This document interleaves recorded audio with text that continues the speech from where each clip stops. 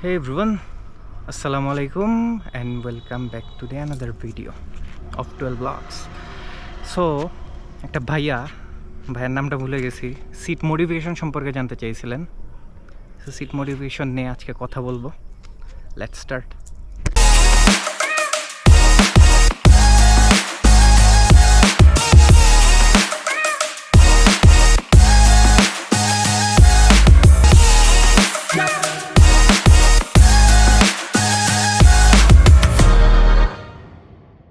আমার seat modify করছে আমি ঠিক এই ডিজাইনটা আমি দিছি, জাস্ট এটা একটু ইগনোর করবেন। এটা বাসায় বিড়াল আছে বিল্ডিংয়ে অনেকগুলো, তো ওরা অনেক সুন্দর ডিজাইন করছে। আমার এটা চেঞ্জ করা লাগবে, আমি আবার সেম ডিজাইনটাই দিব কারণ এটা আমার ভালো লাগছে, বাইকের গ্রাফিক্সের সাথে সুন্দর মতো করে গেছে। সো আমি সিট কেন মডিফাই করছি সেটা আগে বলি। আমার বাইকের সিট খুবই স্টক যেটা ছিল খুব ভালো ছিল, ওইটার উপরে আমি কাভারটা লাগাইছি অ্যান্ড প্লাস ফোম ইউজ করে সিট হাইটও বাড়াইছি, কমফোর্টও বাড়াইছি। এটার রিজন হলো আমি হাইওয়েতে ঠুসঠাস চলে যাই বা সিটিতে অনেকক্ষণ চালানো লাগে, তো এটার জন্য পশ্চাৎ দেশ ব্যথা করে না অথবা ব্যাক পেনও হয় না, ব্যাক পেন খুবই কমে যায় এইটার কারণে। সিট কাভারটা লাগাইছি অ্যান্ড সিট মডিফাই করার পরে আমি আরামসে 7-8 ঘন্টাও বাইক চালাইতে পারছি। মাঝখানে ব্রেক নিয়ে যতটুকু নেওয়া লাগে, আমার ব্যাক পেন তেমনটা হয় নাই।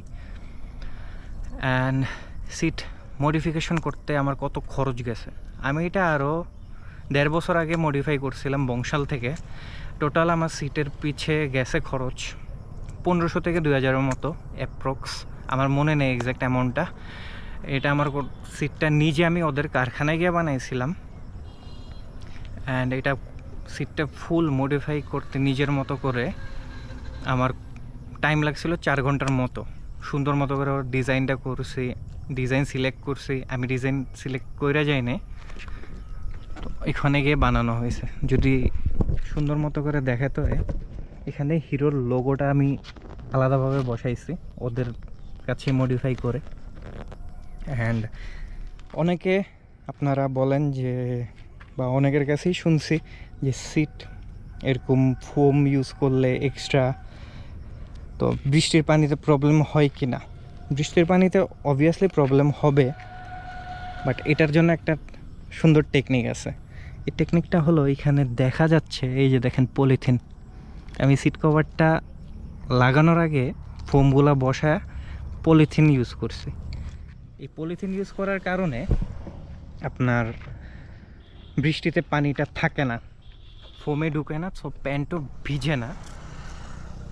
এটা অনেকটা বাঁচা গেছে কারণ বৃষ্টির সময় আমাদের প্যান্ট ভিজে যায় অ্যান্ড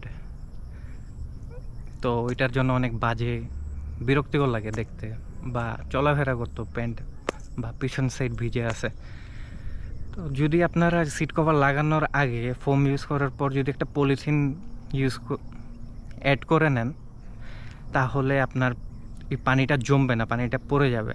আর এখন যদি আসি, আপনার এই সেলাইগুলোর ভিতর দিয়ে পানি ঢুকছে কি না, না কখনোই ঢুকে নাই, ভিজে নাই।